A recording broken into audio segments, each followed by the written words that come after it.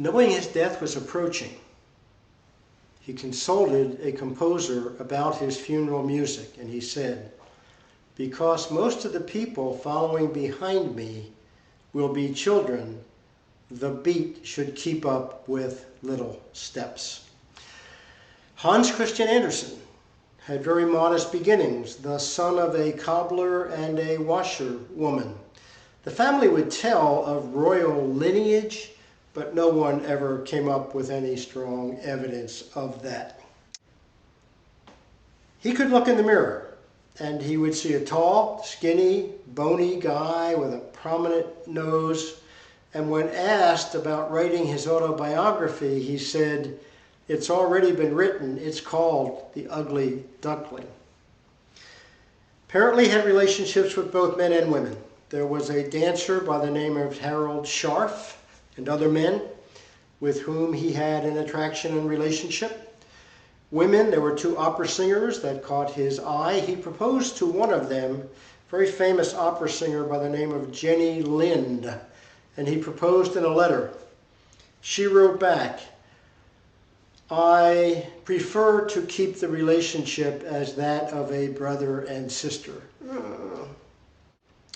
There was a movie in 1952, shows up on TV, a very nice, fluffy movie that never pretended to be an accurate biography.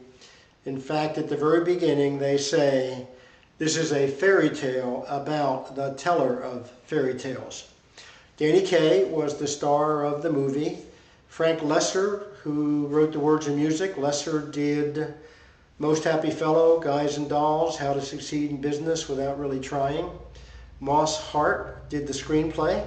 So they had some really heavy hitters in there doing good work on this movie. Nominated for 6 Academy Awards, won none. Best Cinematography, Best Score, Best Single Song, Thumbelina, but it didn't win any of them at all. But it was a good vehicle for Danny Kaye, and very pleasant, and it put some of the fairy tales into music and song.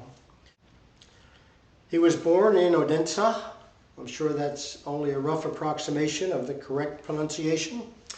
But Odin is in there, and Odin was the god of gods of the Vikings. He was born there in 1805. It is now the 3rd largest city in Denmark. There is a Hans Christian Andersen Center there for research and study on Andersen and his work. He died in Copenhagen, August 4th, 1875, at the age of 70.